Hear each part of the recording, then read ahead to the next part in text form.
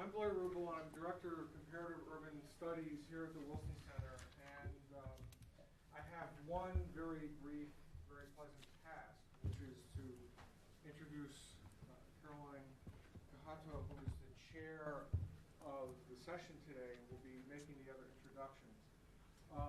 This session is a second day of a meeting we had yesterday examining human security in the city, and a number of the participants in that smaller meeting are here today on the panel and in the audience. And I'm sure we're going to have a very interesting and fascinating conversation. It really is a pleasure anytime I have the opportunity to be in the room with Carolyn. We participated in editing a volume on urban diversity a number of years ago. And it's a volume we're very proud of, particularly since the subject is quite contentious, and the group was quite contentious, so that produced an interesting volume. And she is here today as representing Urban Landmark. She's a regional coordinator in Pretoria, and we've worked in the past together, and it's always a pleasure to welcome her back to the Wilson Center to Washington. Some of you may know she was at Georgetown last year, so she's familiar with DC, and I want to just welcome her and turn the floor over to her. Thank you, Blair, and it's always a pleasure to be back at the Woodrow Wilson Center, and also to discuss and debate and engage around urban issues, which are becoming highly contentious, but also very significant in trying to understand our world and how and its future. Today we're talking about peri-urban spaces, the spaces at the edge of our city, which are some of the fastest growing areas in the global south. But little is known about these spaces where rural migrants looking for a foothold in the city and middle-class households leaving the city for affordable land meet. What we do know is that these areas present new and hybridized forms of regulation and governance. They present fragmented authorities and institutions, which overturn how we understand urban governance, the role of the state in urban development, planning, and finance. Yet the sheer scale of these spaces and the rates of growth mean that we can no longer ignore them or seek conventional interventions to address the challenges that they present. They're not merely the edges of the city, shaped by a strong center, but we think that they are shaping the nature of the center and urbanization more generally. Today we're lucky to have 4 experienced panelists. I know we only have 3, but we hope that Adnan will join us pretty soon, who will look at these peri-urban areas in Latin America, Africa, and Asia. To my right is Daniel Nkum, who is a senior lecturer and director of the spring program at the Kwame Nkrumah University of Science and Technology, Kumasi in Ghana. Daniel is a Ghanaian national who obtained his doctoral degree at the Technical University of Dortmund in Germany and has also pursued courses in forest policy analysis at the European Forest Institute in Finland, international development studies at the University of Oslo in Norway, and organization and systems development at the Gestalt Institute of Cleveland in Ohio, USA. Daniel today presents his talk on land management, social conflict, and the city. Our next speaker, who sits right next to Daniel, is Jeremy Gerlich. He's an expert in emerging markets bond financing and was raised in New York. He received an undergraduate degree from the Johns Hopkins University and Peabody Conservatory, majoring in international studies and music performance and minoring in economics and entrepreneurship. He received his master's degree from the School of Advanced International Studies, focusing on international economics and European studies with a concentration in emerging markets. Jeremy today presents his talk on opportunities in municipal finance, lessons for peri-urban areas. He's currently working with the mayor of Dakar on financing or finding ways of raising bonds for the city. So I think we look forward to seeing what Jeremy has to say about financing these peri-urban spaces and what opportunities exist for that. Adicia Fernandez will talk about old and new peri-urban zones, questions and challenges from the Latin American experience. Adicia has an LLB from the Minas Gerais. Oh dear. I can do German. I don't know about the Spanish. But anyway, somewhere in Brazil. He's got an LLM in law and development from Warwick University in the UK, and a PhD from the same university. He's a Brazilian lecturer, researcher, and legal consultant based in the UK. He's currently a member of DPU Associates, the development planning unit of the University College of London in the UK, and of the teaching faculty of the Lincoln Institute of Land Policy in Cambridge, MAMS, USA. We're very pleased to have you. Welcome, Adnan. I'm sorry, my apologies. That's all right. Adnan Morshed is at the School of Planning and Architecture at the Catholic University. His presentation today will be on the post-marginality margins. Adnan received his PhD from MIT's History, Theory, and Criticism section of architecture. He's currently professor at the School of Architecture and Planning at Catholic University and has served on the board of the Society of Architectural Historians from 2006 to 2009 and on the jury of the National Endowment for the Humanities Summer Fellowship. Welcome. Without further ado, ladies and gentlemen, let's give the floor to, I think, Dan, do you want to start? Or how is it going to go? Yeah. Want me to go first, Fran? Okay. Adicia will go first.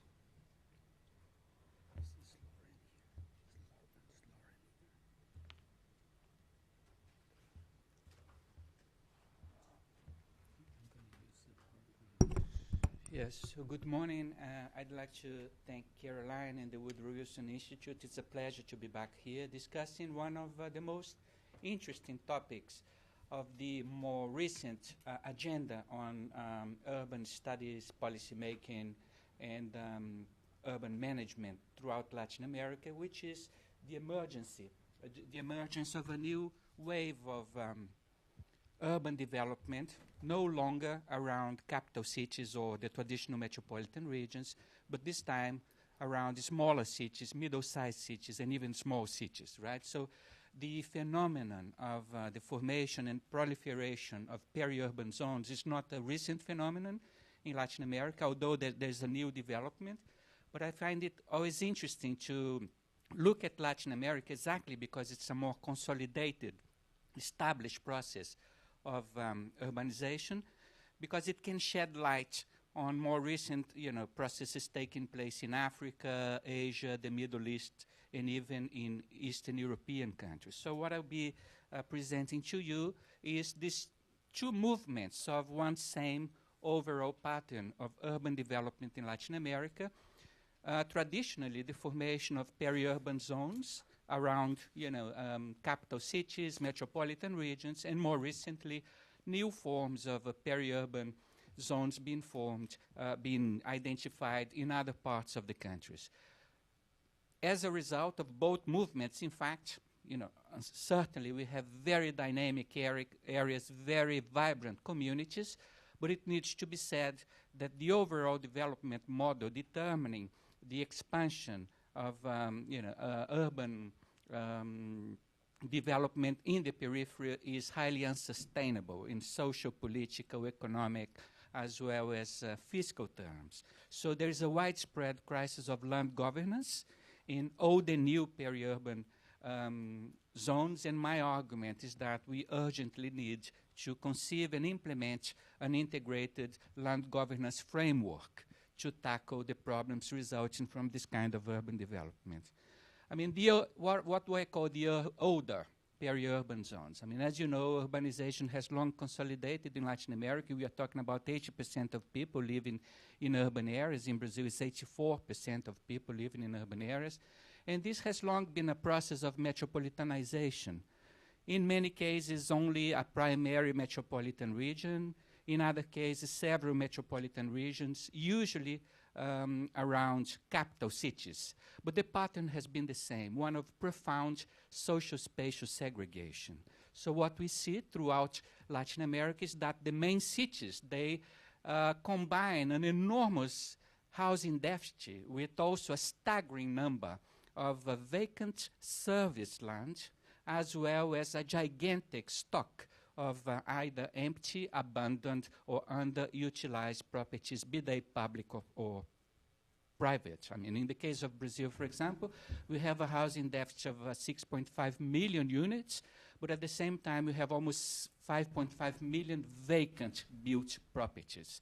And also, on average, 20% of vacant service land in the main cities. So, also, given the elitist nature of state action in the process, a huge concentration of infrastructure, services, and equipment in few parts of the main cities, generating a gigantic backlog of urban environmental problems, especially these days concerning sanitation, transportation, and mobility, and urban security.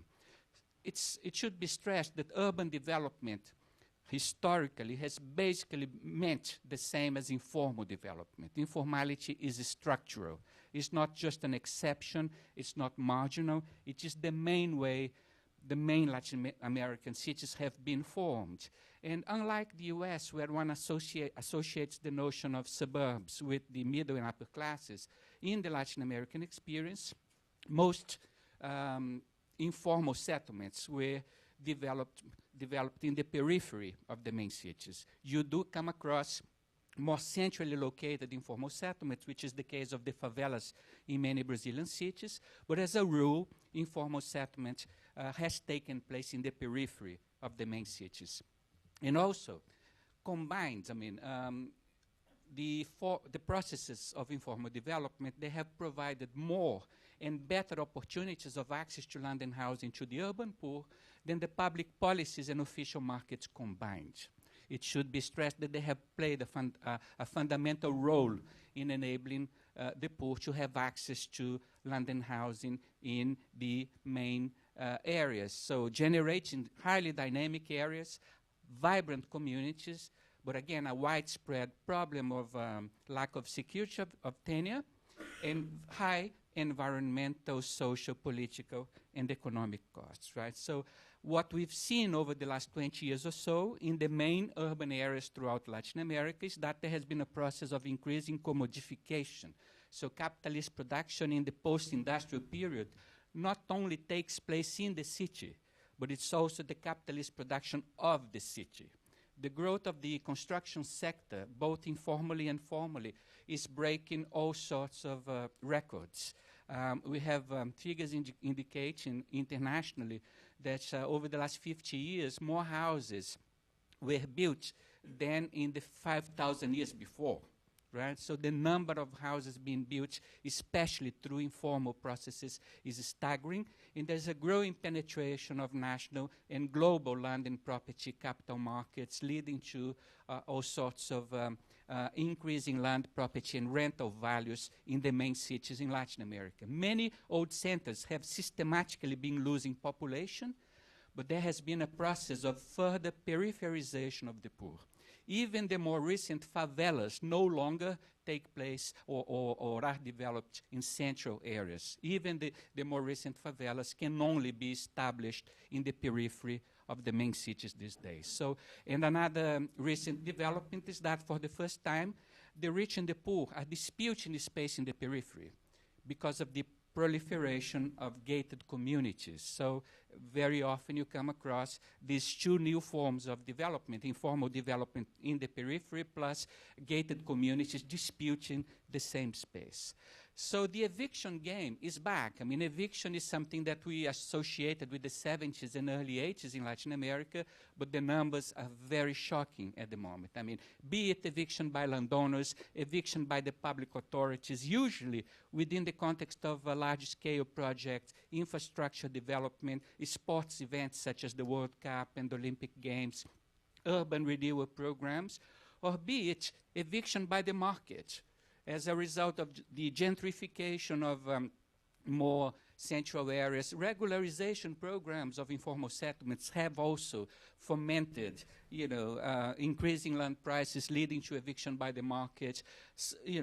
Governmental subsidies like the gigantic housing projects being built in Mexico, Chile, or even in Brazil also leading to increasing land prices and thus determining many forms of eviction. So basically this is what has been happening with the old urban areas, right? But there's something new, which is the development of new peri-urban zones, no longer around capital cities or the usual metropolitan regions. The rates of urban growth throughout Latin America have been declining, but they're still high. What is changing is the pattern of migration. Fewer people heading towards capital cities and the usual metropolitan regions, and more people heading towards middle-sized and small cities. Then the new frontier for urban development being the Amazon, with ongoing rates of 7% a year of urban development, right? So a new system of cities is clearly being formed with a different logic, but again, deeply marked by the expansion of new peri-urban zones. And if you want to have more detail, the New York Times since January has been running a series of articles on the way the new paths of migration have been reshaping Latin America, especially in the context of Mexico, Guatemala, and El Salvador. But this is also, a phenomenon that can be identified in many other Latin American countries. So basically, what has been determining this new wave of urban development no longer around the traditional urban centers. Again, economic, social-political, and cultural. Rural, urban, national and international migration, changes in agricultural production, national and international search for mineral resources, better infrastructure, also more available information technology, especially attracting young people who are now living towards urban areas, industrial relocation strategies, displacement by conflict, which is very much the case of Colombia, where hundreds of thousands of people have been displaced by domestic conflict, prohibitively high land prices, making it impossible for people to find a place to live in the central areas, even in smaller cities, even in middle-sized cities.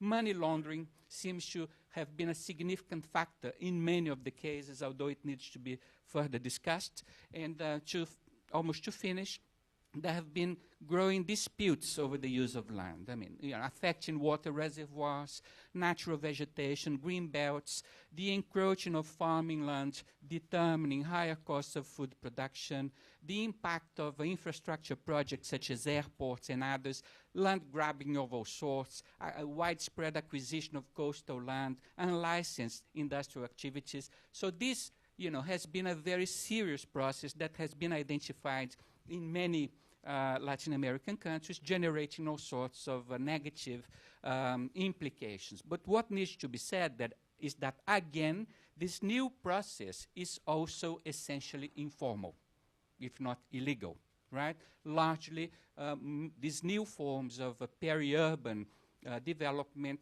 they are informal. But what needs to be also stressed is that poverty does not explain it all.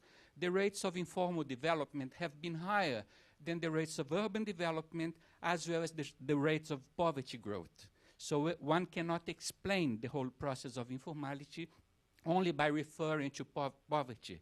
There's a lot to be said about the way land policy and the whole organization of space is promoted, especially at the local level by the municipalities. So the new peri-urban zones, for all their dynamism, they are expressions of an old, long-standing, unsustainable model of urban development. So even though policymakers should keep, dreaming of the notion of compact cities, the fact is that urban expansion is there. It seems to be an imperative process, and they should try and contain and divert the process as much as they can, while at the same time anticipating that urban expansion is happening and preparing for that. So finally, from the viewpoint of a legal scholar, what I think it's important to stress is that from a legal viewpoint, these new areas, the peri-urban areas, more so than the peri-urban areas of the traditional urban development model, they are a no one's land. They are a legal limbo in that there's no dominant or significant legal technical treatment of this process of urban expansion. Municipalities have been freely manipulating their boundaries so as to generate more income through property taxation, no territorial control or licensing of many of the activities I meant, lots of authority conflicts, also given the interference from higher governmental levels, profound governance voids, and a total failure of a political representation of the population living in these peri-urban zones. So that's why I think it's crucial that we discuss the terms of an integrated land governance legal framework. So a land framework in order to democratize the conditions of access to service, land, and housing, and provide security of tenure, articulating land, urban, housing, fiscal, environmental policies, articulating preventive policies with regularization policies.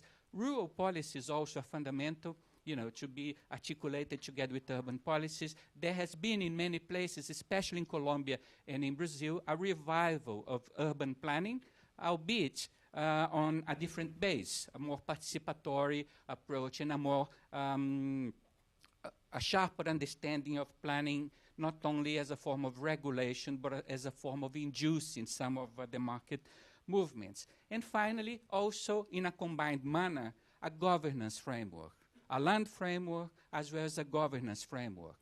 Capacity building at the local level is an enormous challenge, but that said, it's also crucial to improve the conditions of intergovernmental articulation. We can not talk only about municipal empowerment. We need to think in terms of intergovernmental articulation, the involvement of the private and community sectors in land management, at the same time that we open up the way for popular participation in decision-making and law-making. And a crucial dimension, which has been long neglected, is that of the financing of urban development. Who pays for that and how?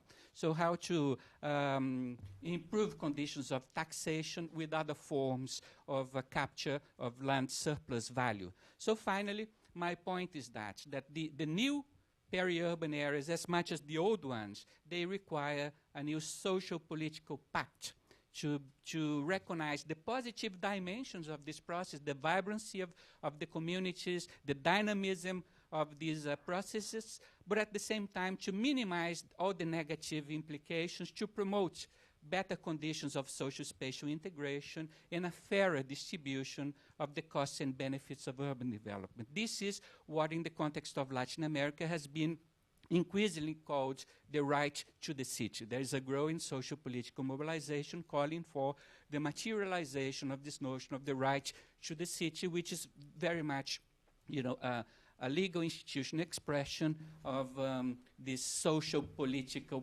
pact necessary to promote a more inclusive social-spatial pact as well. Thank you.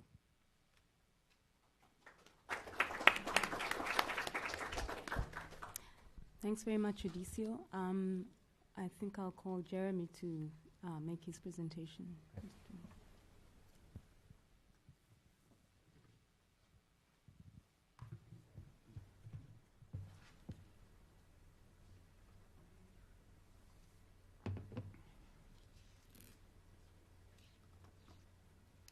Good Good morning, everybody. Thank you, Caroline, for the introduction, and thank you to the Wilson Center for having me here to speak about municipal finance and the lessons from municipal finance that can be translated and transferred to peri-urban areas. Just a little bit more about my background. After graduating from SAIS, I worked on Wall Street in New York, and then I was in London doing bond origination for Latin America, and then subsequently for Eastern Europe, Middle East, and Africa. And so I come to this question from a far more technical perspective than an academic perspective. And I think that the lessons that I've learned are ones that can be easily transferred to a lot of different places in emerging markets. So without further ado, I do want to, the way that I like to do a presentation is assume that nobody knows about the subject area I'm talking about. I'm sure that some of you have a good wealth of information and knowledge about municipal finance, but for those of you who don't, I want to start from a very rudimentary and fundamental level in the discussion. So in order to really move through talking about municipal finance, one of the things that needs to be considered is the way that government funds its expenditure. And looking at that, you look at the government revenue first as far as taxes, and I have a list of the different types of taxes: stamp duty, excise tax, sales tax, road tax, income tax for either corporate or individual entities. Non-tax revenue from intra-government transfers or inter-government transfers, and then finally from government borrowing, loans and bonds. And loans and bonds are what we'll be discussing for the most part of my presentation. Effectively, the way that I look at a government is a business, and a government needs to generate sufficient revenue in order to cover its operating expenses. Once those expenses are covered, the next level is looking at the needs and desires of your community, of your constituency. And within your constituency, there'll be certain things that are easily financed and certain things that are more difficult to finance. And the problem is trying to figure out the best way to finance those different things, those different investment needs for your entity. And again, I look at the concept of a city as a political unit the way that I look at a sovereign entity, a sovereign government, again, as a political unit, same way that a peri-urban area, if it was enclosed into a governmental unit, could be looked at the same way. In order to identify what emerging markets are, though, I wanted to include a slide talking about the accepted criteria for looking at emerging markets, being that there's an increased volatility of macroeconomic performance, increased price elasticity of demand for some essential services, relatively short periods over which reliable financial information and performance data have been collected and reported, and relatively less well-developed legal and regulatory systems governing the delivery of essential services and powers at different levels of government. In looking at the concept, though, of where the funding comes from, oftentimes you need to start somewhere. And if we're looking at the municipality as the borrower or the recipient of funds, we need to look at the stages of development of the economics and financial system. The first place that a municipality will receive its money from in emerging markets most likely is the central government. Central government will be conducting transfers from the money that it receives back to the municipality. From there, there'll be bank lending. And bank lending takes the form either of development bank lending or commercial bank lending. And it's an interesting phenomenon. Right now, as Caroline said, I'm the city of Dakar's lead technical person for preparing the city for a potential bond issuance. This bond issuance will be the first issuance in the West African Francophone region, and there have been a lot of false starts from a lot of different cities that haven't gone anywhere, oftentimes because there's just not the technical capacity or capability to move things forward, sometimes because of questions of the financial ability and debt service capacity of that municipality. The goal, at least as far as I think, and we discussed this yesterday, and I think that there were some differences of opinion, is to be advanced enough that you can use, as a municipality, any one of those three tools to raise money, whether it be through the bond market, whether it be through loans from commercial or development banks, or to have expectations of regular financing from your central government. One of the things that I think is important to consider is looking at bonds versus loans. And my argument always is better to have more tools than fewer tools.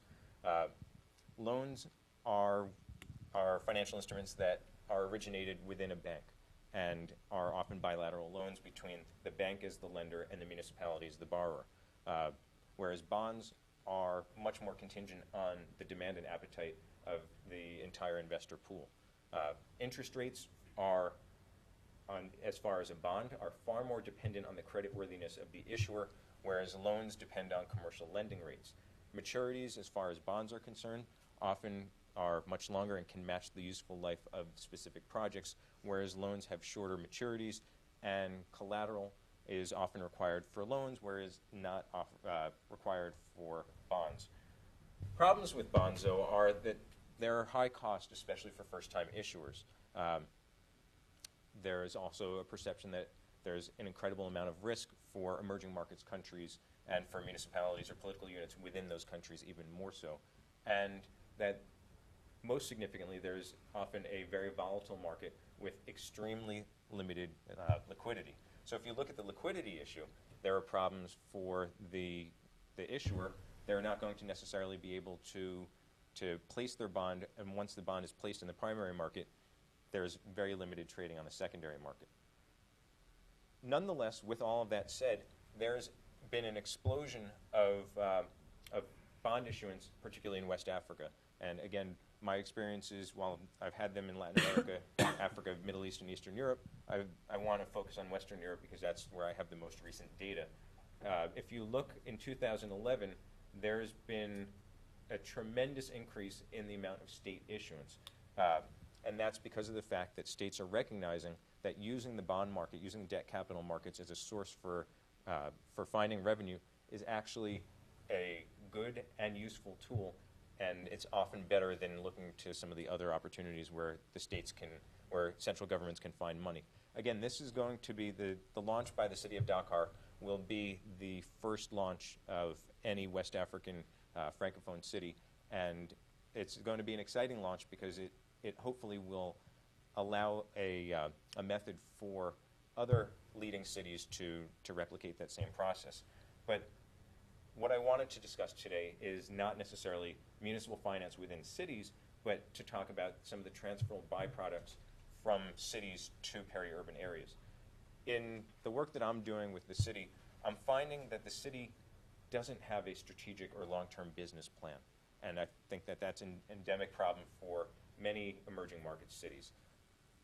Again, as I started, I said that one of the things that I like to do is to look at the issuer as not just a political unit, but as a business unit.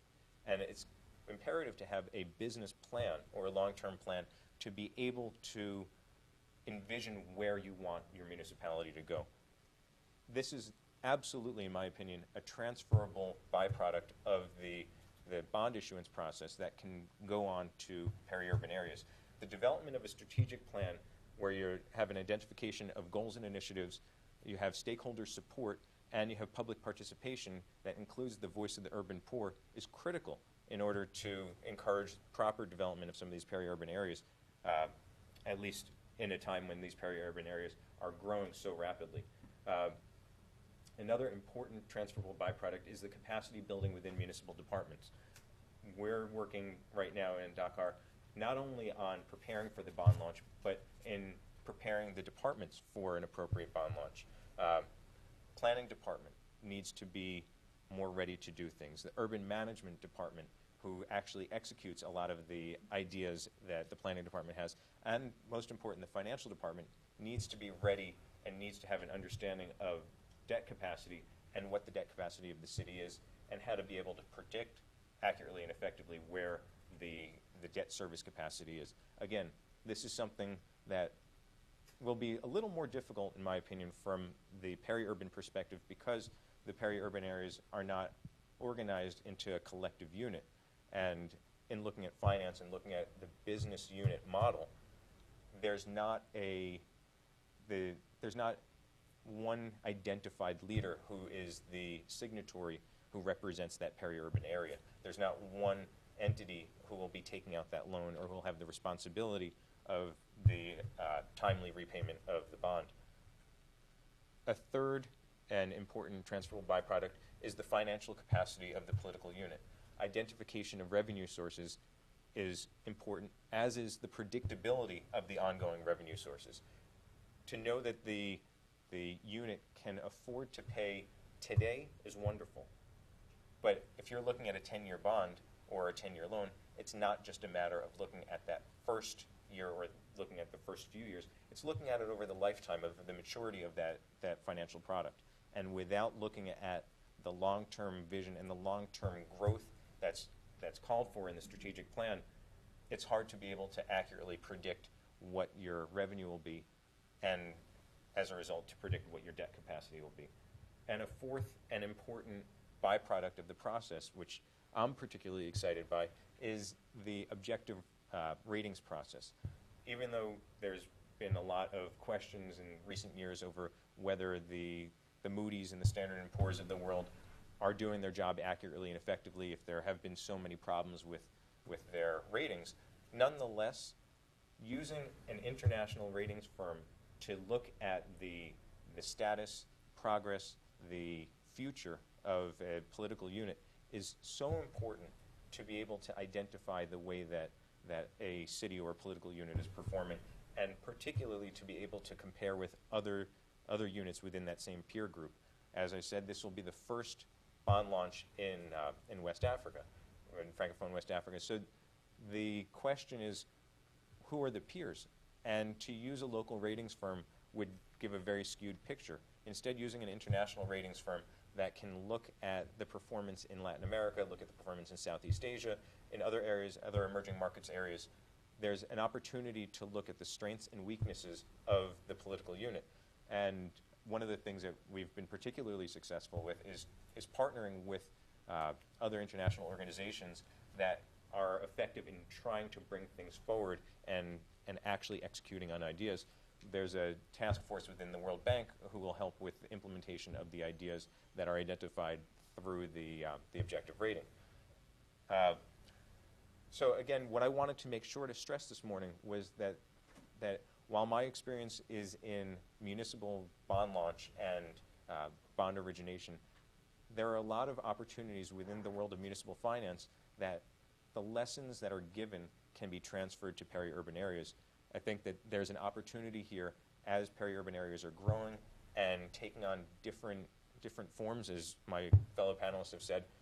There's an opportunity to use the lessons that come from the municipal bond launch process and help to further guide and frame the way that we're looking at the entire peri-urban schema. Thank you very much.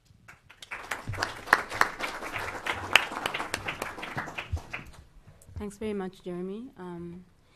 Next, we'll have Daniel Lincoln, whose talk is on land management, social conflict in the city, with a special focus on Ghana. All right, thank you very much, Caroline, and glad to be here with you. I'm not going to present anything by PowerPoint, but I want to share some thoughts with you. In our part of the world, we see land as a very important factor of production because land is perceived as not only for those who are living, but for our ancestors who are gone and those who are yet to come. And because of that, land occupies a very important place in the Ghanaian culture. If you look at the way land is managed, there are two systems of land management. A formal one that is by government, and then the traditional one that is basically owned by individuals, clans, tribes, but normally held in trust for the people by chiefs or elders. Now, if you look at the peri-urban area, you would see that most of the developments are occurring in areas where we normally refer to as stew lands. And so, because of this situation, I make three main propositions. The first proposition is that in this peri-urban space, there is a potential for growth, or that's where the potential for growth of the urban area lies. But on the other side of this potential for growth is also the potential for conflict.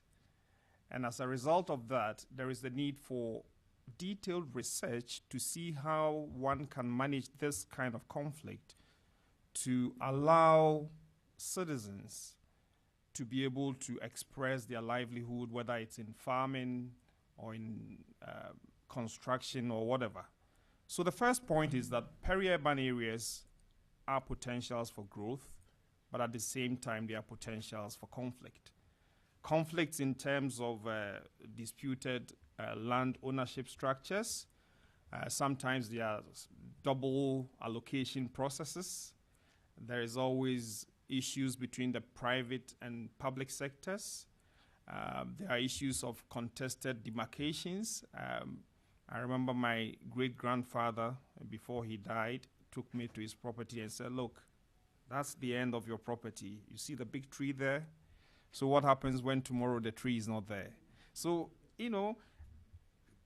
contestations around demarcations, development of land allocated but left undeveloped for a very long time, injurious activities on allocated lands, etc., etc. So what this means is that there is a need for a discourse on how we can enhance the potentials that exist in the peri-urban areas and try and see how we can minimize the conflict, either by public government institutions or alternative dispute resolution structures or things like that. The second proposition I would make on land is that because of the nature of the change that we are observing, there are a variety of institutional, livelihood, natural resource issues which we do not fully understand.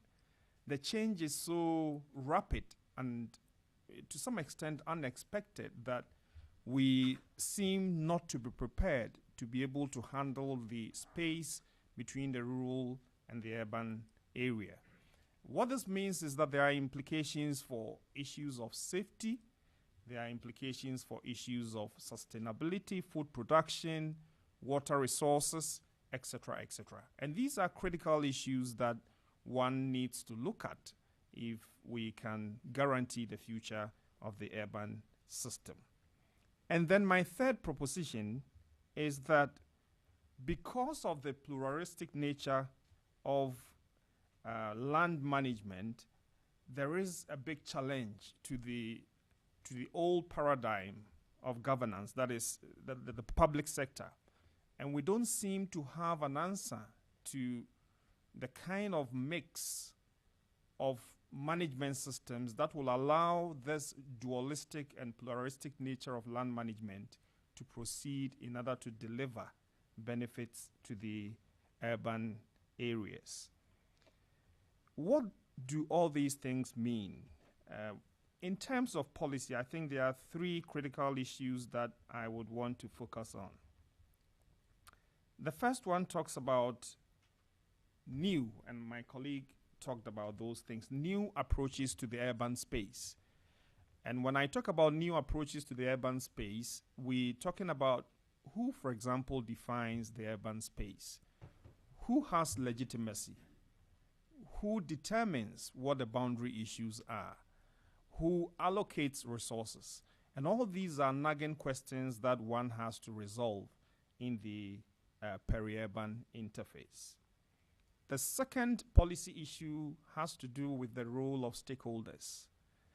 The old paradigm where government, and I mean public authority, arrogated to itself the power to determine who lives where and who gets access to public services and facilities needs to be challenged.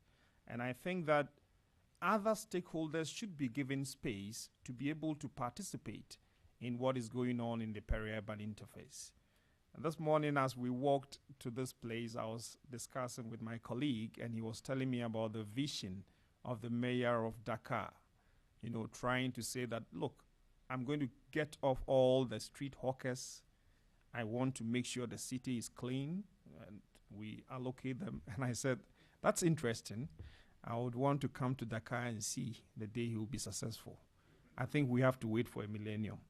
So what is the role of stakeholders? Who is supposed to come to the table when it comes to discussions of ownership, when discussions of who has the right to determine what the space should be used for, etc., etc.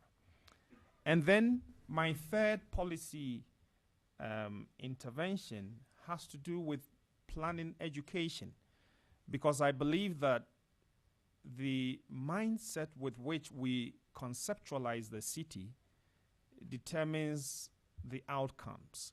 So, for instance, if I think that the city should be conceptualized as a clean place with no hawkers, then my approach to anybody who comes in will be different. It will be clear them instead of engaging with them to see what new forms of spatial social structures we can develop in the peri-urban interface. And this calls for a new attitude, a new approach to training people who would not only arrogate to themselves the power to determine what happens in the city, because, as I said from the beginning, we do not yet understand all the dynamics. And as I said yesterday, we need to be humble enough to admit that there is an opportunity to learn. And I think that the peri-urban interface allows us the chance to learn and to develop new forms of urban structures that will support societies. Ghana, for example, since 2010, has more urban people than rural.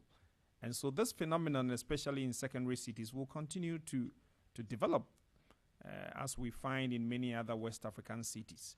So we need to be humble. We need to say that we don't know. And we need to engage with all stakeholders so that we can find solutions to situations in the peri-urban areas. Thank you very much. I'm having a very good time with my panelists. They've all come in under time, which will give us a lot of time for discussion. Our last panelist, Adnan Morshed, will present his talk on the post-marginality margin, with a special focus on his research area, which is Bangladesh.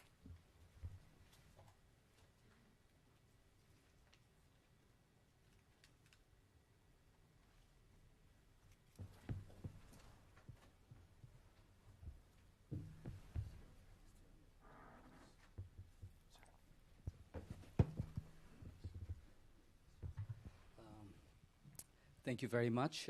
I'd like to thank Caroline and Woodrow Wilson Center for having me. We had a wonderful discussion yesterday. It was very productive, and some of the thoughts that I will present today were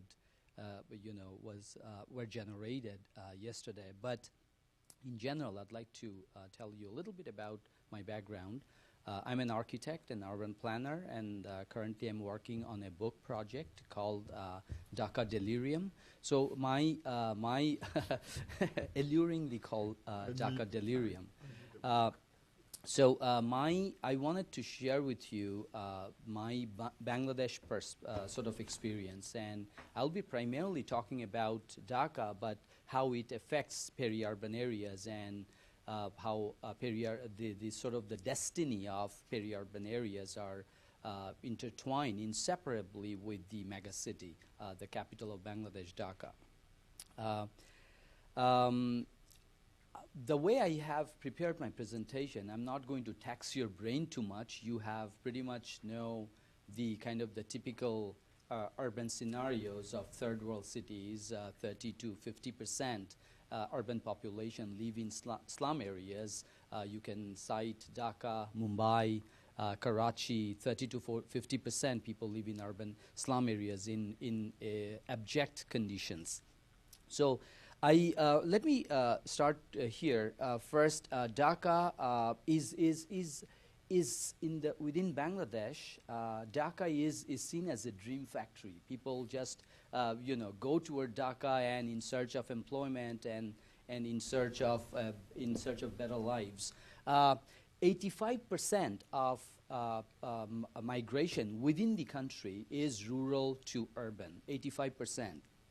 And most of these people come for economic opportunities, basically people who have lost their ancestral lands, or landless peasants who have lost their land due to river erosion, due to climate change, and land, all kinds of climate-related reasons. So they come here.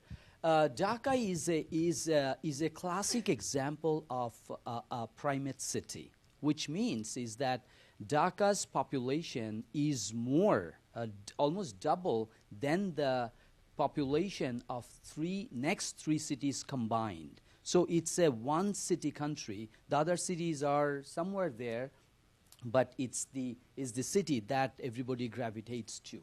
In fact, there are about 85 universities in the country, among which 60 are located in Dhaka. So there are people coming not just for economic opportunities, but also for educational purposes, going to schools, or even healthcare. The best hospitals are there. So what happens as a result of this is that people are moving to the city en masse. There is a kind of exodus to the capital city, towards the dream factory, train launches, and all kinds of transportation systems. People are gravitating to cities.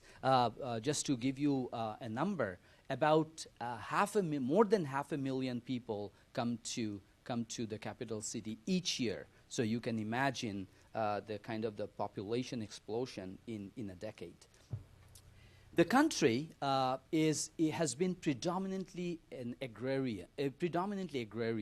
What it means, this chart will show you graphically the kind of the urban population, how insignificant urban population has been even 40 years ago when the country became independent in 1971. Only 8% of the population, 8% of the total population lived in Dhaka, and 3% in other cities.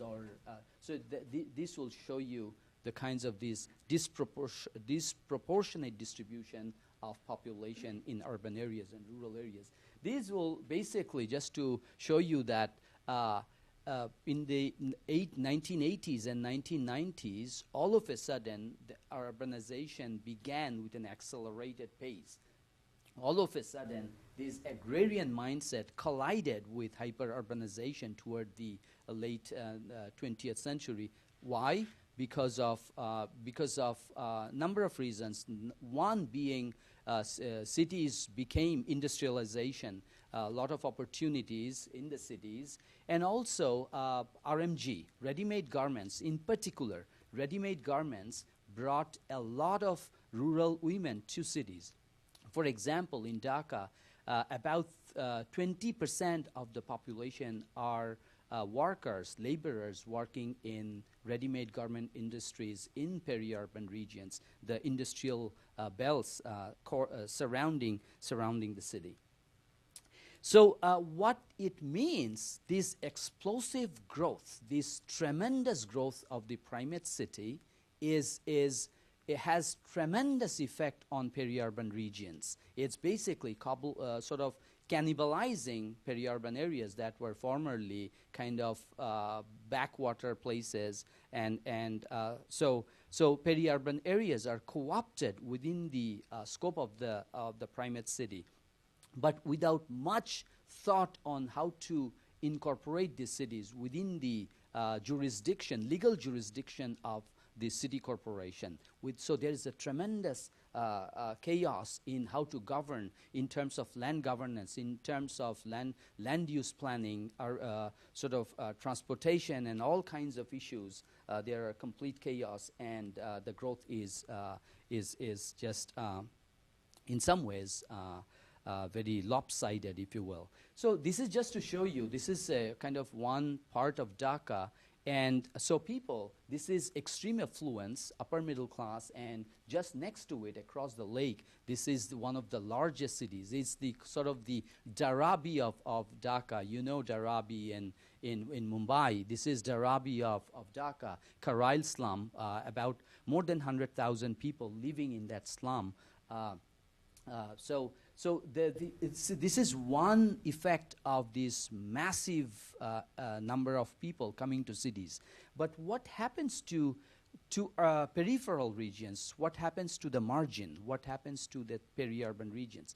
Now, let me back up a little bit. The way I title my talk, The Post-Marginality of Margin. What does that mean? I basically try to talk about the kind of margin, the myth of margin that Janice Perlman, for example, tried to debunk about 40 years ago. So margin, from the perspective of the center, from the perspective of the metropolitan center, the margin is the other of the center. Margin is seen with apprehension. Margin is seen with some kind of fear or unknowability. So the relationship between the margin and the center has always been rather ambivalent, rather ambiguous. So when people from the margin or beyond the margin invade the city, there is tremendous pressure on land. So what I'm saying, based on my experience in Bangladesh, I have seen that there is, and I have written about it in newspapers and in my other scholarly work, that there is the future. We can easily see that a land war is coming. You know, there are all kinds of stakeholders, all kinds of people, all kinds of economic classes would lay their claim on the land. And just to give you a sense of Bangladesh's land scarcity, is the size of Iowa, but with the half of the US population crammed into Iowa. So you can see the kinds of the pressure on land. Land is actually more expensive in some places, more than gold. So land is gold. So land war is inevitable in some ways.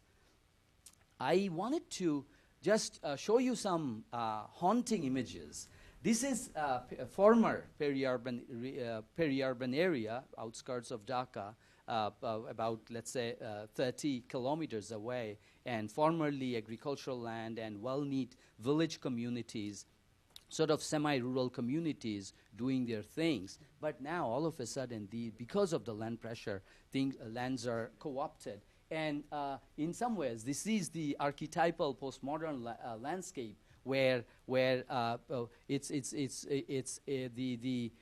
real estate companies are taking over these former low-lying lands, agricultural lands, for not necessarily for the poor, but it's catering to, these companies are catering to the upper middle class, and not actually, I was saying yesterday, that not infusing money into local economies. Actually, it's the outsider taking hold of these peripheral regions and taking money out. So it's a very haunting situation. So if you Google, if you take any kinds of aerial impression of Dhaka or peripheral regions, this is sort of about 30, 40 kilometers outside Dhaka, and you will see, this is what you will see. These are the patches taken over by real estate companies. What I mean by post-marginality of margin is that margin is no longer about poverty, no longer about the kinds of the ambivalence with which it was viewed before. Margin is now a site of all kinds of contestations. Margin is both growth and decay. Margin is both the wasteland and also the site of growth. So it's a kind of a very ambivalent place, and as my colleagues have said, it requires new kinds of policy interventions, new kinds of calibrations, even of the mindset.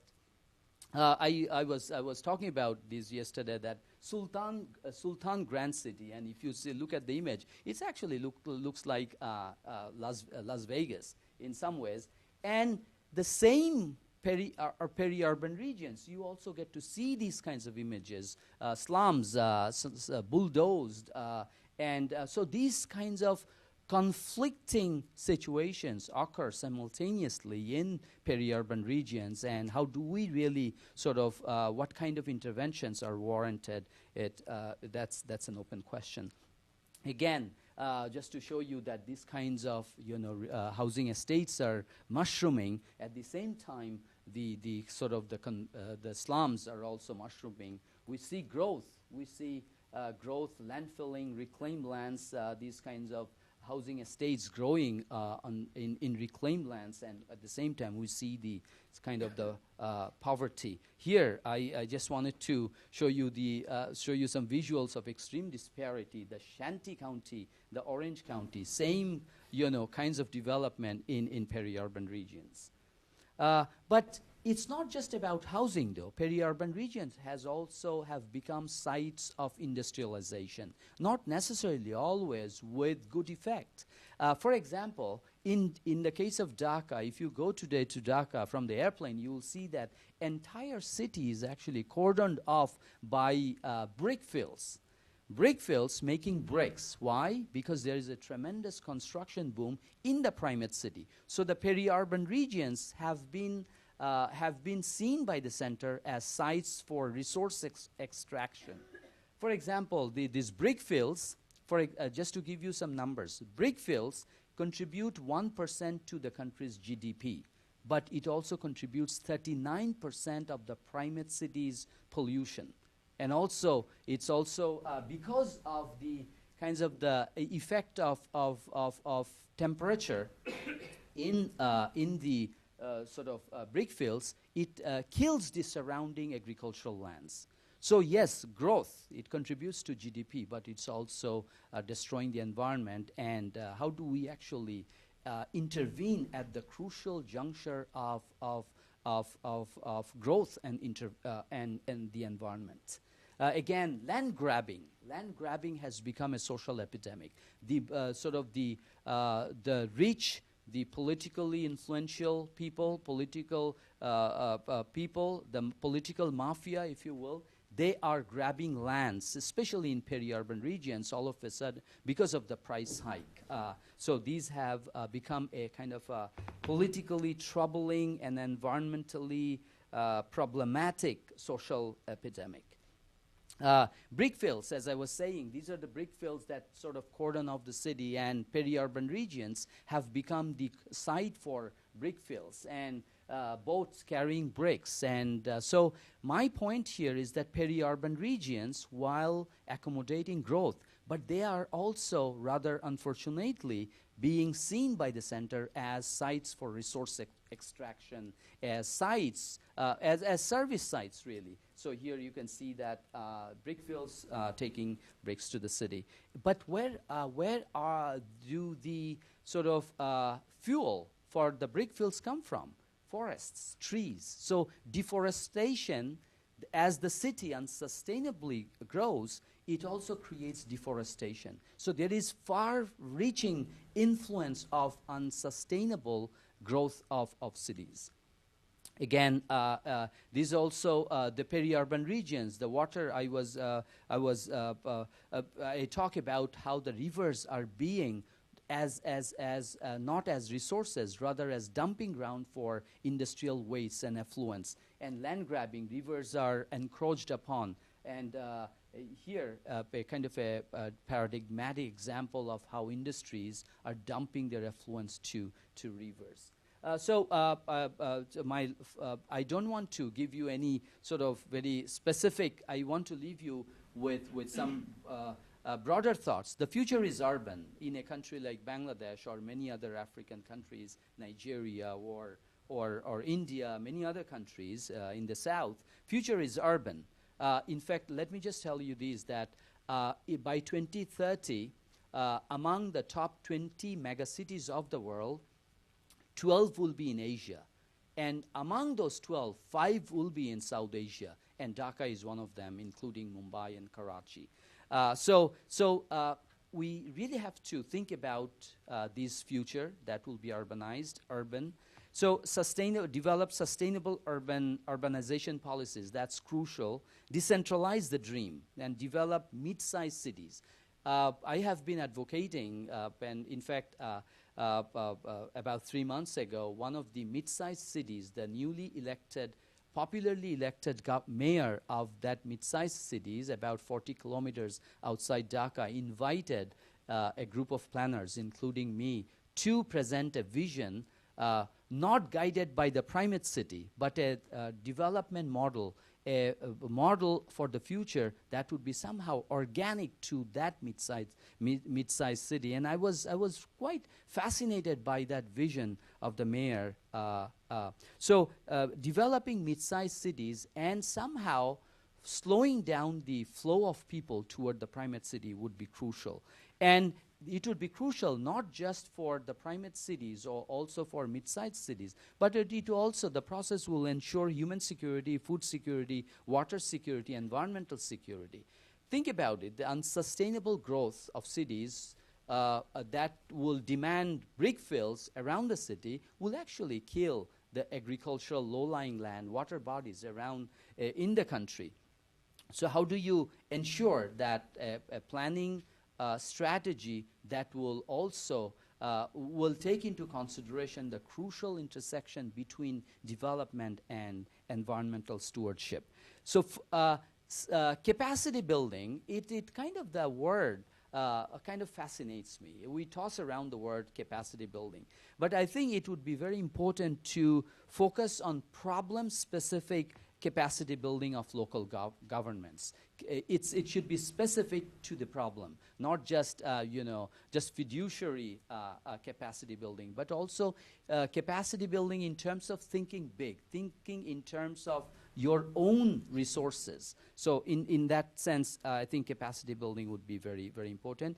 And also, my final thought would be rethink the intersection of growth and the environment. What kind of growth model, what kind of development model would be appropriate for the particular region? The growth model that would be good for New Mexico or Lagos may not be the growth model for Dhaka or Mumbai or Karachi. So I think the intersection of growth and the environment would be crucial for an urban future. Thank you very much.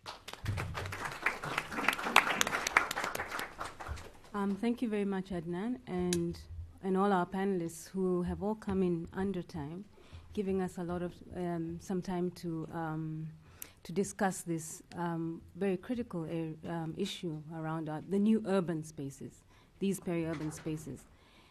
Before I turn it to the floor, I just want to kind of raise some of the issues that our panelists have highlighted here. And I think the first one is that we're looking at a new phenomenon, one that is highly dynamic, one that is extremely fluid, and one that presents both challenges and opportunities for cities, for policymakers, and for the countries within which they're located.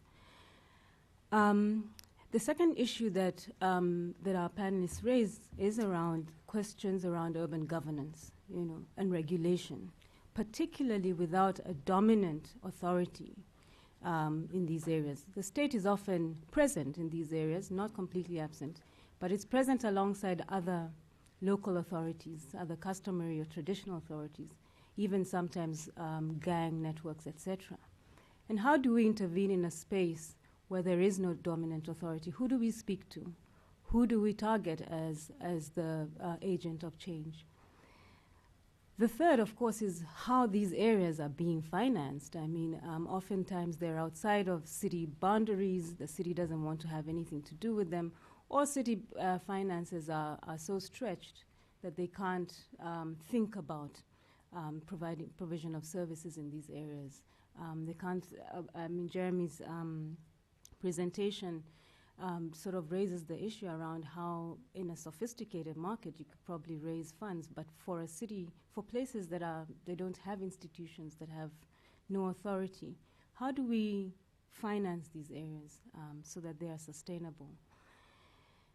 And I think the key question for us here as we get into the discussion and as we think forward around how urbanization is occurring in our world is, are these areas really qualitatively different than what has come before? Are they part of a linear stage of development that becomes more formalized, as other cities elsewhere and other spaces elsewhere have shown? And finally, what are the consequences of our answers to these questions on how we intervene and the policy responses that we suggest? both as governments, as researchers, and as development agents in these areas. With those few remarks, I will open the floor and hope that we get some kind of robust discussion, questions and answers to the panelists. I would like to ask you to please identify yourselves before you ask the question. There's the gentleman.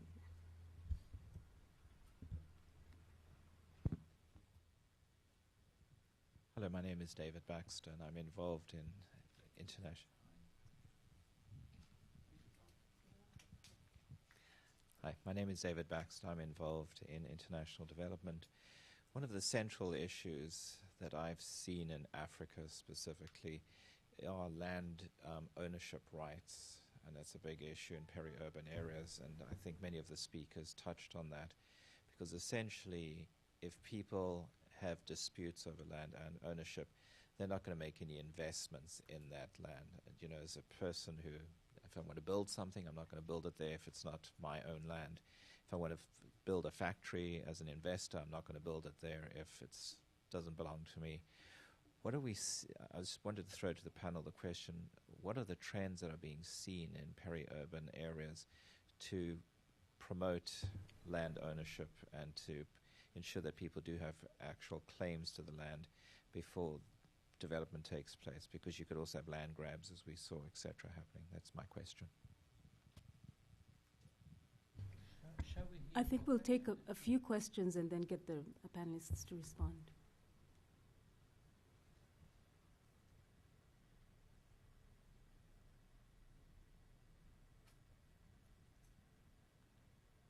Did I see a hand? No. Okay, let's warm up. Oh, sorry, there's a yeah.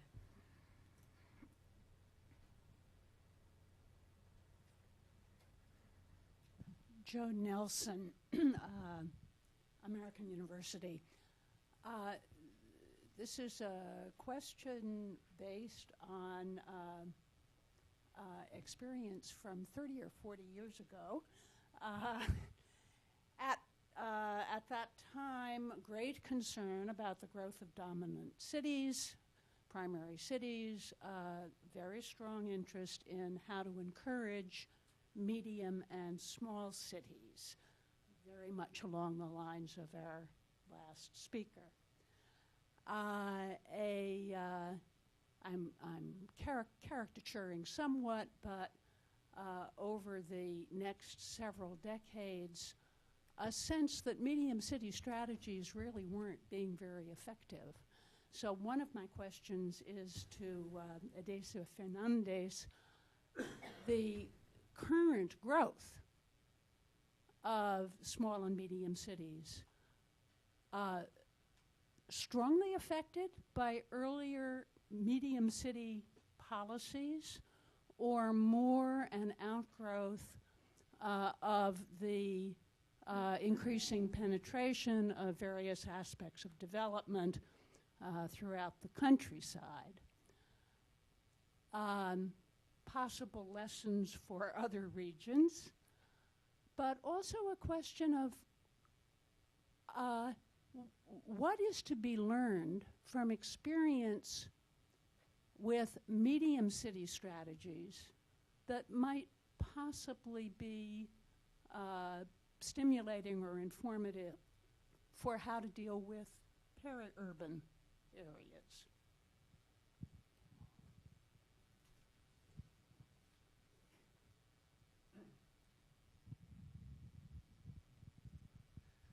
Michael Enders, development consultant. About 30 or so years ago, the University of Wisconsin's Land Tenure Center conducted a major study of peri-urban areas in developing countries around the world, tried to explain a bit the dynamics of it, looking at the pluses and minuses. And yet we seem to be discussing the same issues here at this point, which raises the question is, where are we going? The lack of government authority, capacity has been indicated for years and years. I would just posit that lack of authority is there for a reason, and the reason is that many people are profiting from the present situation here. And the question whether or not these dynamics are positive or negative, I think, need to be explored further. I don't think it's a completely black and white issue here as to that.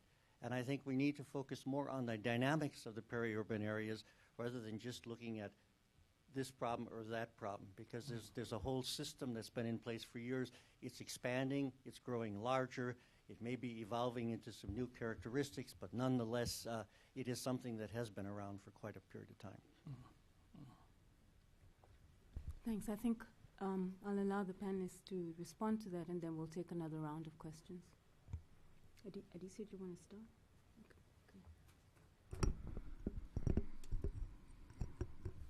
Right. I mean, regarding your question, just a quick comment. What we see happening in the context of Latin America is that this growing penetration of real estate capital, right, at a global penetration, generating record-breaking levels of value increment, property, rental, values, land values going up the ceiling everywhere, determining this process of further peripherization of the poor. Behind that, there is this international call for the homogenization of land regimes, to dispense with the existing range of other forms of legal rights over land, which regulates the social relations over land, be they customary, be they determined by, not so much in the Latin American context, but elsewhere also by religious values, right?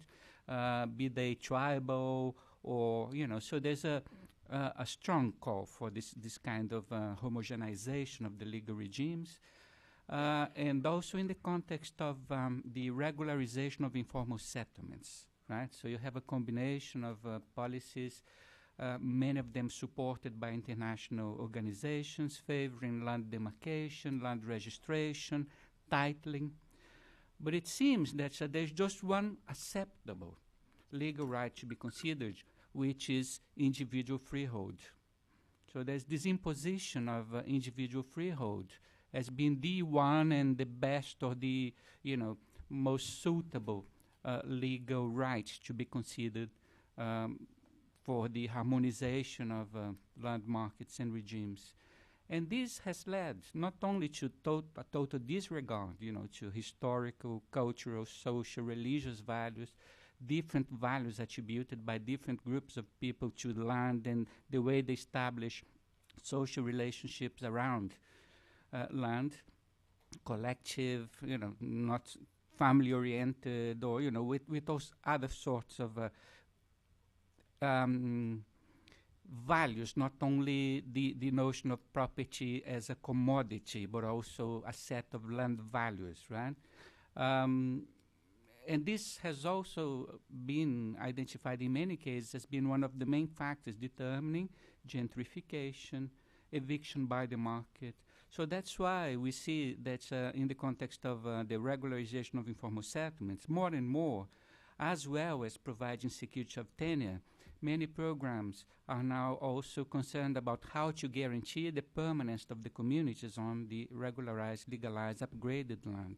Highly costly investments by the public sectors, but more often than not, the beneficiaries of this intervention are not the poor.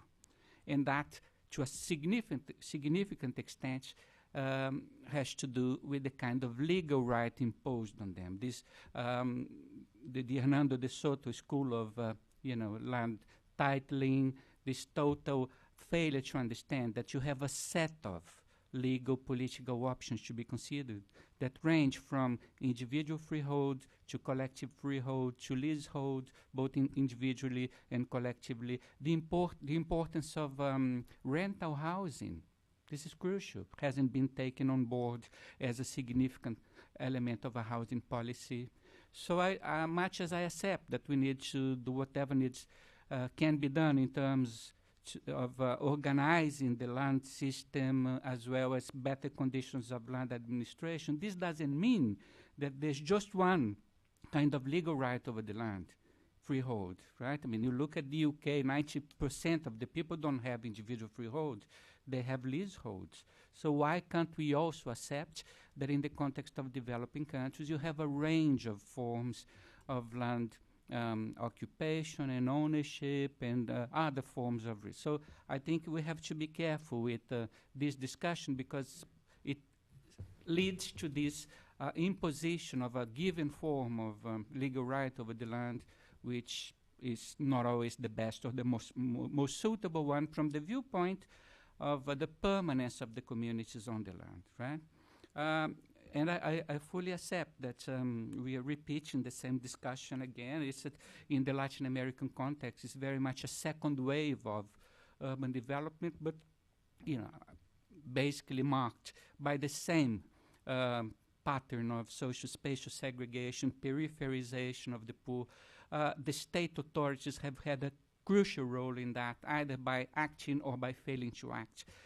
The elitist nature of the planning systems, the bureaucratic nature of the urban management systems, the lack of articulation between urban housing and land policies, totally fragmented. So you try to promote territorial planning without interfering in the land structure, only determining more distortions, more problems. So we need, first of all, to have a broader, more integrated approach to land policy, articulating land, urban, housing, environmental, fiscal policies.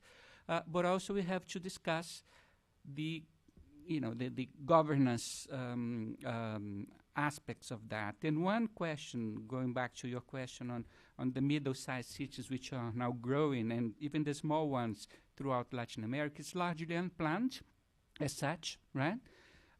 Not that the government doesn't have anything to do with that. It's very much as a result of actions by the government, the location of infrastructure, the kind of governmental policies favoring reindustrial relocation, but also by other factors such as the search for mineral resources, the deforestation and all that.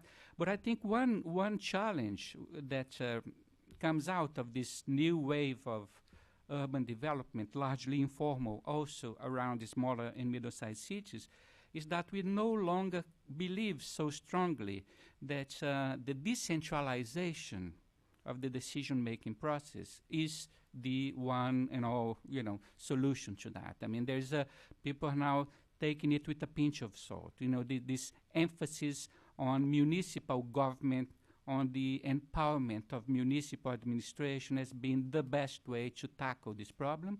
We now favor a less rigid distribution of legal powers and a more fluid system of intergovernmental articulation. There's a role for the state governments, there's a role for the national government in this definition of an articulated land framework, right? So even considering the total lack of capacity of most municipalities.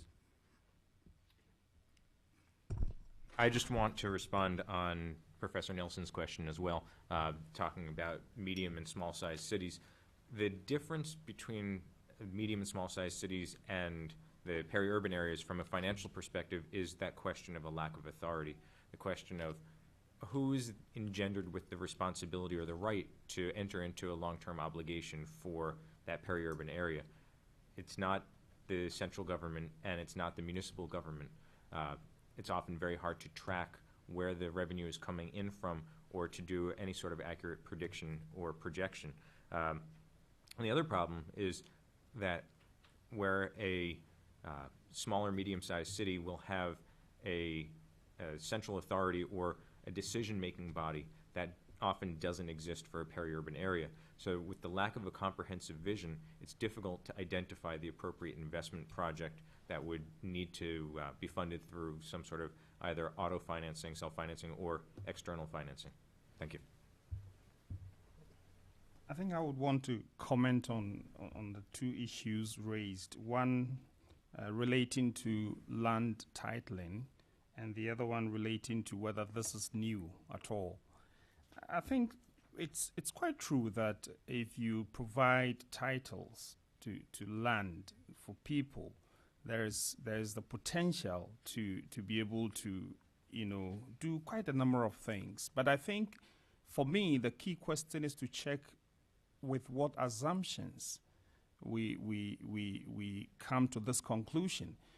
And if we check our assumptions and monitor them, for instance, there is the general belief that then there will be investment. I think yesterday we talked about things like that.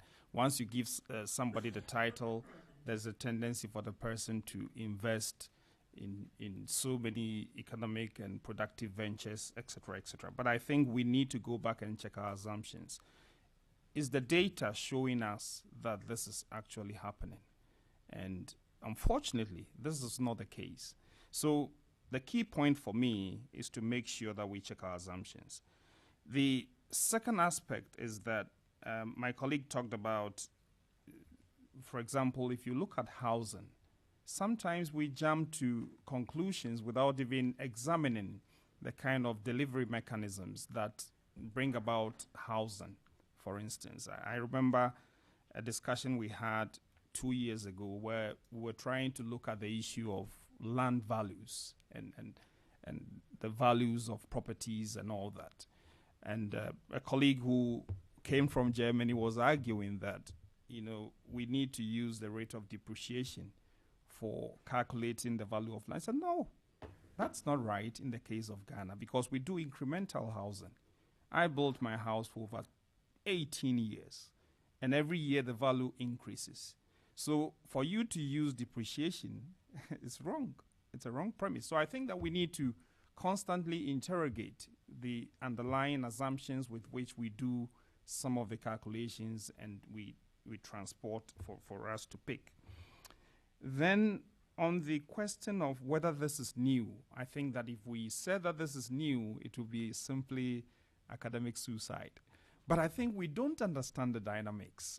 And like you rightly said, for me, if we would only monitor how things are happening in the peri-urban area and try and track what are the interfaces, what is happening, who is who, what are the mechanisms, how are people surviving, how come we say things don't work but people still live. And if we're able to track these things, I think that in itself provides us with a basis to say, yes, we understand. And if we understand, then we can begin to offer some suggestions, no matter how modest they may be. So I think that we don't have to pretend as if it's new. It is not. But how is it happening? Is it different from the waves that have happened before? Can we track the dynamics? Can we see the people who are the key stakeholders? Who are they? Where have they come from? What are their interests? How do they intermingle with others? And what forms of productive ventures arise out of these interactions? And I think once we are able to do that, then we can begin to say we understand the system, so then we can offer some modest recommendations.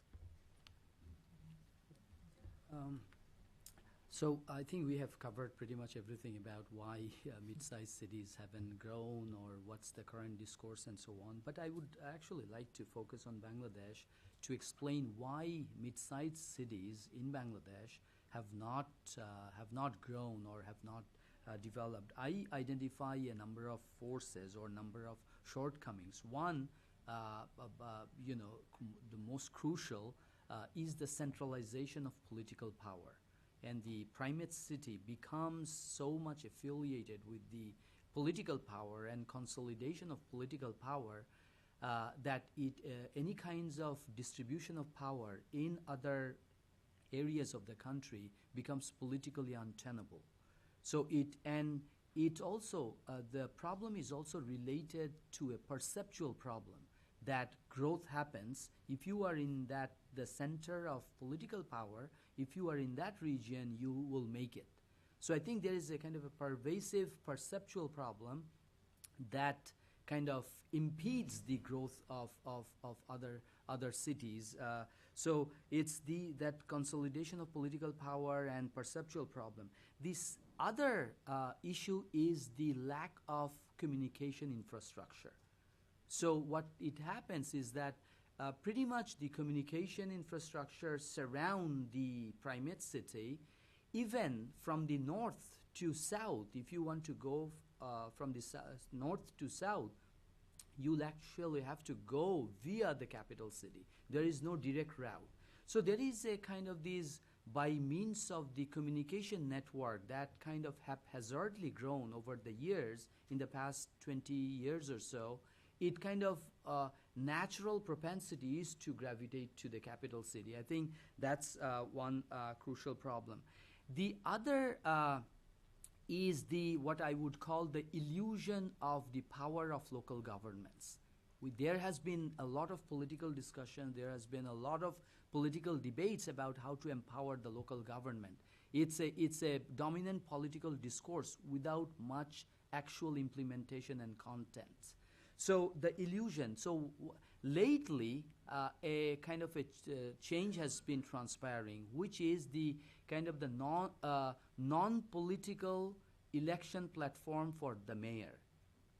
So the mayors are not politically handpicked or not politically appointed. So these non-political platform for the mayoral election has been sort of effecting some changes in the way local governments making their strategies. I think, so we see some hope, that mid-sized cities, especially, when this mayor in the mid-sized city outside Dhaka, she has been popularly elected, and her election, unlike before, has been a national headline. And because the whole country was paying attention, that finally a local government election is making some changes in the political discourse. So when she invites, and also there's a gender element, it was a she, and it kind of was a kind of an interesting twist to the dominant political discourse. So when she invited us, three planners, including me, the first thing that really fascinated me was that we want something, a vision of our own. We don't want something imported from the capital city. I think that made it, that sort of summed up the kind of this political, a kind of a resistance of this political asymmetry that has been plagued the sort of the political narrative. So I think these are, this is a hopeful sign, but I think we'll see emerging realities of mid-sized cities. Thanks very much. The gentleman. I would like to posit that the dynamics of the peri-urban areas are quite different in Asia, Latin America, and Africa, and particularly West Africa, which we're talking about. And it would be interesting if researchers here would exchange notes and try to identify the commonalities and the differences in those dynamics, which would help understand and move forward the discussion.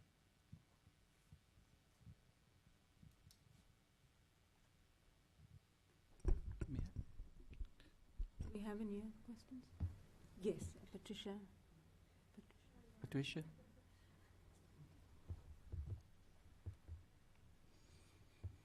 Patricia Fagan, Georgetown University. I seem to be sitting in a little nest of people with long historical memories, which delights me. But harking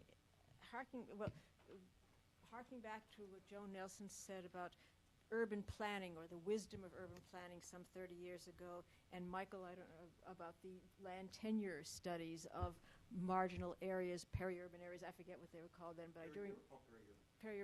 but I do remember the study somewhat. There's also a debate that Adnan has reiterated, and that is, how marginal are marginal people who live in marginal areas? And as Adnan says, they're not really marginal to capitalism. They can be at the center of capitalist development, the brickworks. They just happen to be in the losing end of it, but they're central to it. My image of peri-urban areas is that for the most part they are full of people who are in the informal sector economically and in terms of employment. Please shoot me down on this, because I only know a certain number of cities, but that in the main, such people work informally and they don't have regular jobs, regular salaries, regular pensions, or anything like that. Of course, that's true of Europe today too, but never mind. So I wonder if in any of the research that any of you have done, has the informality of employment been a factor that you've considered in terms of thinking about how integration might a more integrated strategy might take place?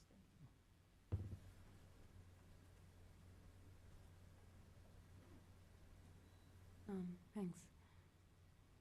I think I'll scramble it up now. Maybe, Adnan, do you want to respond to? Yeah, I could briefly. So the question was, how do we integrate the informal sector employments of the margin or peri-urban areas into the? How do you take that into account? I think that's a crucial question, and so I think it has to be related with land governance and giving them, without sort of talking about all the standard jargon, give them some right and give them some kind of security of employment, security of life, and that will. I mean, for example, in the case of Dhaka again, the 40% of the service sector, the people working in the service sector are, low-end service sector. People are 40% of them are in slum areas. So, interestingly, the slums or squatter settlements inside the city are patronized by the industrialists because they provide cheap labor very quickly and readily, and they basically walk to factories and in the sort of the outskirts of the city or wherever. So giving them some kinds of some kinds of regularize and some kinds of tenure, land tenure, some kinds of, I think, creating some sense of security so that they would be brought into the larger the production system. I think that we have to think about it. Well, I think that for me, it's also a perception issue. Many of us urban planners, city managers, really do not know what our cities look like. And we fail to understand that many times it is about 80% informal. And then we try to put in measures to remove informality. It wouldn't happen. Because if you understand the texture of your city, you know that it is 80% informal. Why would you want to take people out of the streets? That's the nature of the city. So I think that we need to be able to understand what we are dealing with and deal with what is rather than what we want to see. And for me, I think that is very crucial. And that comes back to your point that what it means is that we need to really factor them into envisioning what kind of city we would want to see.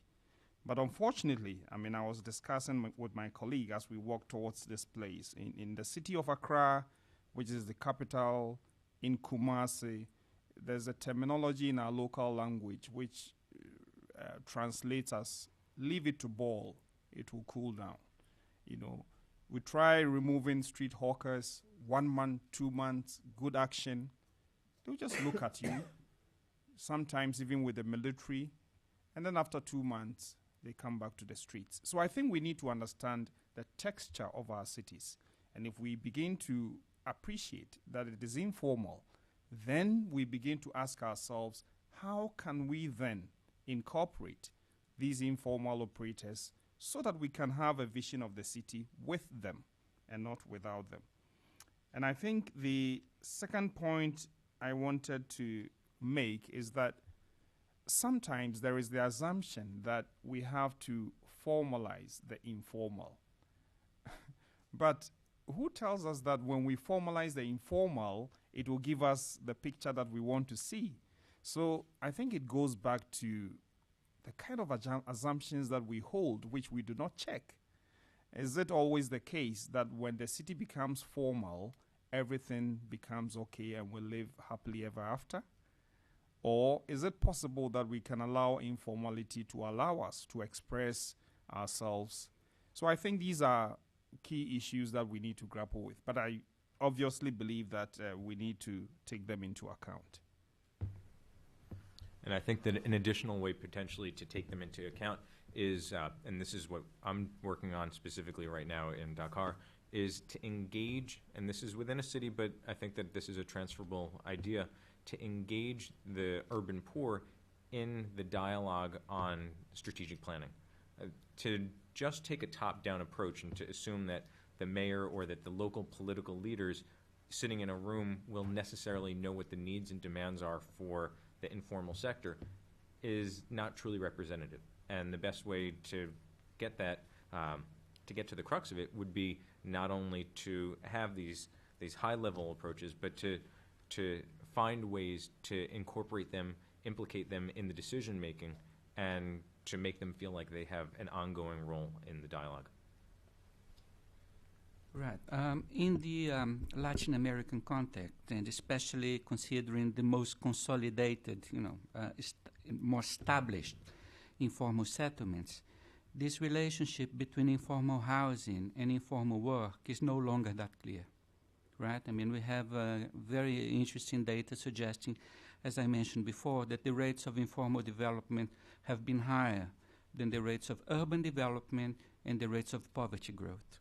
Right? I mean, as a combination of a number of factors determining economic development in many countries, the social policies that have been implemented in Brazil and elsewhere.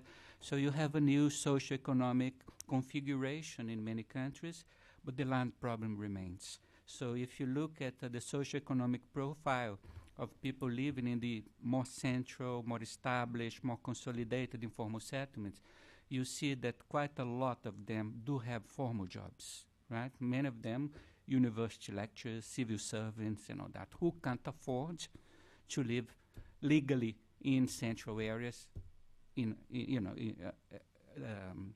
a different way. So, so this is crucial. If you look also at the analysis of an evaluation that has been made of the Peri-Urban regularization program, the almost 2 million titles which were given by the government to people living in informal settlements with the promise that they would have automatic access to credit.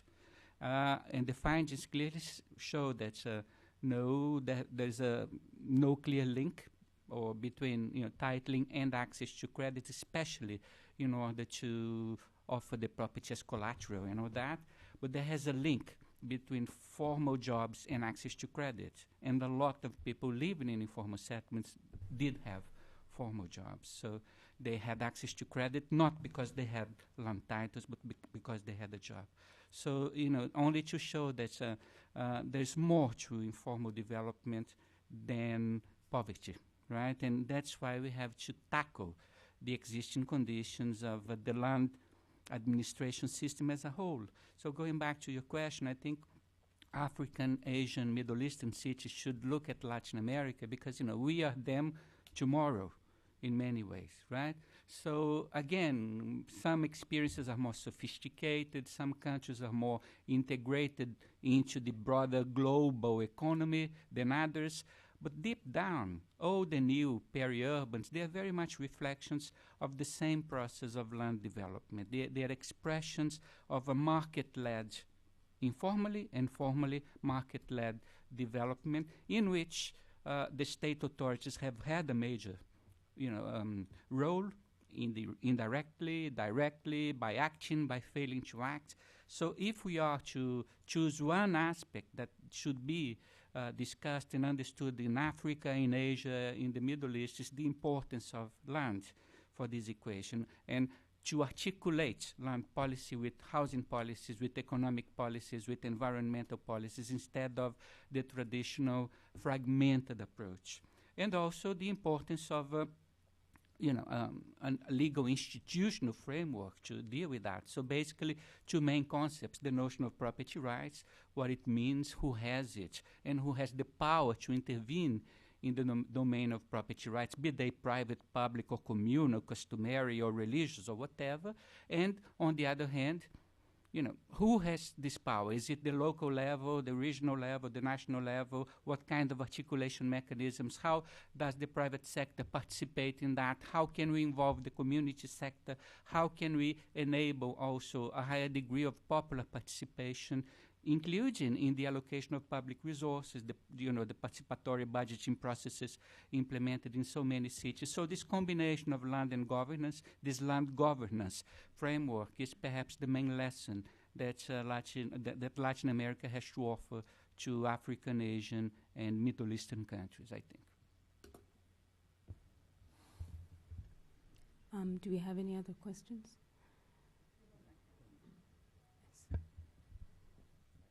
I'm Eric Painter, Department of Defense. I was very engaged with the issue of authority and the conflicts of authority. And I'm also influenced by there's a recent UN study that looks at urbanization out to 2025.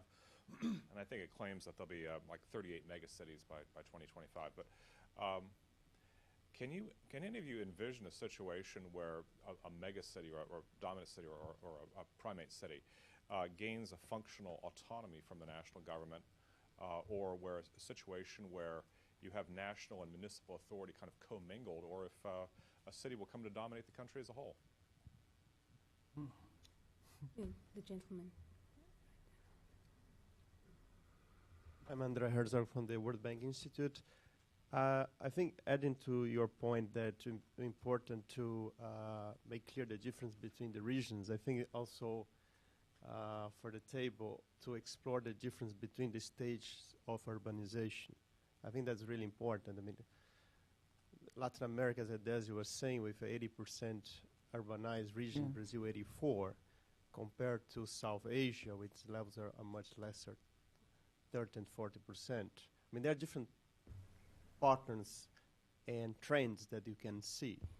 Latin America, clearly, I mean, the metro areas are growing slower because of reasons that, as you mentioned, and the smaller cities, middle cities growing faster compared to South Asia. So, and Africa is another reality altogether. So I think that's an important thing. And one lesson, I think, now we are saying more and more, and I'm from Brazil too, so we should look to Brazil a lot for the mistakes we have done. I mean, we are doing a large upgrading projects that are really expensive right now because exactly we couldn't intervene early enough to manage the peri-urban growth and to direct it. I mean, there are some examples already in Africa which is being done, and the cost of serving those informal areas is much lower when you act much earlier than when you act later. So just a little bit of attention to when we look to the experience from different countries and cities to understand where they are in urbanization, what kind of policies are more suitable for the stage of urbanization they are.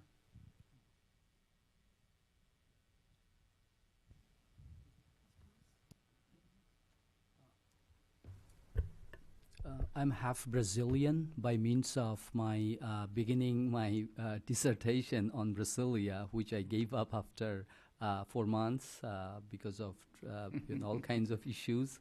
So I'm half Brazilian. And also football lover. The first question here how to imagine a scenario where the central government is somehow politically outside the scene of the primate city governance. That was sort of you were referring to. I think that would be an ideal situation, and there have been attempts in the case of Bangladesh. There have been attempts to empower the mayor, almost like in the sense of New York, let's say Giuliani or Bloomberg having some autonomy, so much so that the decisions are made very organically, if you will. So there have been attempts, but I think what hobbles that possibility in Bangladesh is the pervasive culture of political loyalty. So even the mayor with the myth of autonomy mayor who runs the city corporation, the political loyalty comes in the way of urban governance. So I think that would be ideal when two are separated, and but the illusion or the sort of this extreme centralization of political power is such that becomes a dream. So I think, but that's there are hopeful signs. The kind of as I earlier said, that the election of the mayor from non-politically aligned platform is beginning to open up some space where autonomy of urban governance has a better chance. I think I have 2 points, and I want to start with the idea of local government strong enough to stand alone. My mind goes back to PL 164, which is the title of a course I took in 1982, History of Settlements. And one of the things that the lecturer emphasized at the time was that people started agglomerating together for purposes of defense. And that brings my mind to the fact that, yes, you may be very strong, but there are certain points where you may need outside help. So I think that in terms of becoming autonomous, there is a limit. And I would favor a situation where you know where you stand, a kind of a shared responsibility, and maintaining a balance. I think one of the good books, if I'm right, maybe it's the Bible, says that a false balance is an abomination. So I think you need to be able to look at the fact that you cannot do it alone, and you may have to, at a point in time, call on the services of central government to be able to deal with some issues. So that's how I see it.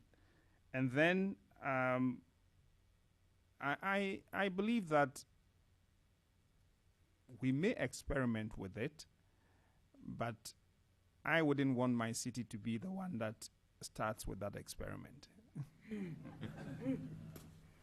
I'm also thinking of different examples from my African experiences, and I was surprised to see that there are some cities where the leadership is not popularly elected at all, that it's almost a puppet of the central government.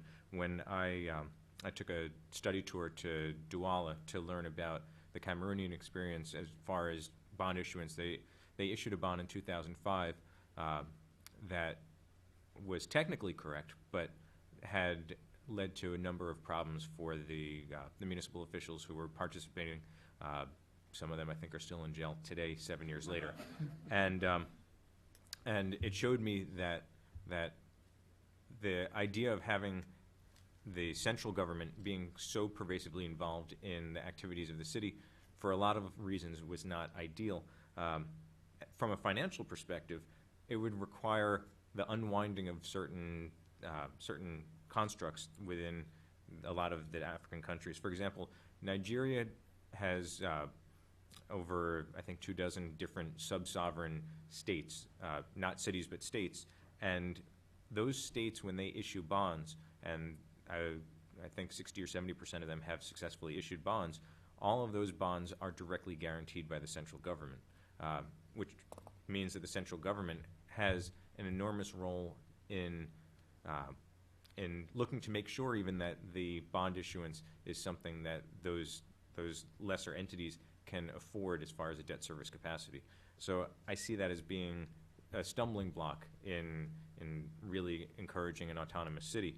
Looking at the city of Dakar, it's a fluid arrangement between the city and the sovereign government. With the recent election of a new president, there's hope and I think everybody anticipates that there will be devolution of some of the powers from the central government back to the city that had been taken from the city in the first place under the previous regime. So I think that there are opportunities, but as Dan said, I don't think that anybody wants to be the first to try it. Yeah, I think one recurrent problem that we have throughout Latin America is that the legal political institutions in force do not express the true nature of the urban territorial processes as well as the socio-economic processes determining them. Right? To take Brazil, for example, Brazil is said to be the most decentralized federal state in the world, with local government having a range of fiscal, legal, political, and administrative powers, large as a result of this strong belief during the democratization process in Brazil that by decentralizing, by devolving power, by recognizing the autonomy of local government, we'd also be promoting democracy. These days, people see that it's not necessarily the same thing, right? So basically, what we have is a system in which this emphasis on municipalities, local government, fails entirely to recognize the nature of the urbanization process, which more often than not is one of metropolitanization. So there's no way you can deal with matters such as sanitation, transportation, housing, and all that only from the viewpoint of the local government, or even a combination of actions of a few local governments. You need a more integrated, often regional approach. If you add some environmental dimension into that, you have to at least consider the level of the river basins. So how can you tackle that only from the viewpoint of a specific local administration? So that aggravated further by the widespread lack of capacity of local administrations. So just to finish, in Brazil at the moment, we have the two most significant public policies in the history of Latin America, which are the My House, My Life housing program and the plan to accelerate growth. A gigantic amount of money has been given by the federal governments to municipalities who can't formulate projects, who can't monitor them, who can't control them. So together with inefficiency, duplicity, irrationality, corruption, what we see happening is an enormous amount of money being sent back to federal government, even by municipalities such as São Paulo, because of their lack of capacity to act. So money is no longer the problem. So this crisis of the legal, political, institutional system, the lack of a proper framework is crucial. It needs to be tackled more than ever because, the amount of wasted money at the moment and also the confirmation. Just to give you the example, the housing program implemented by the municipalities in Brazil with federal money, because of this failure to intervene in the land structure, we have these gigantic housing projects being built in the periphery of the periphery, very much in the way Mexico has been doing it and Chile has been doing it. So a wasted opportunity to promote social-spatial integration. Thank you very much for attending this session. I think the point that we've been talking about peri-urban spaces for a long, long time is well taken.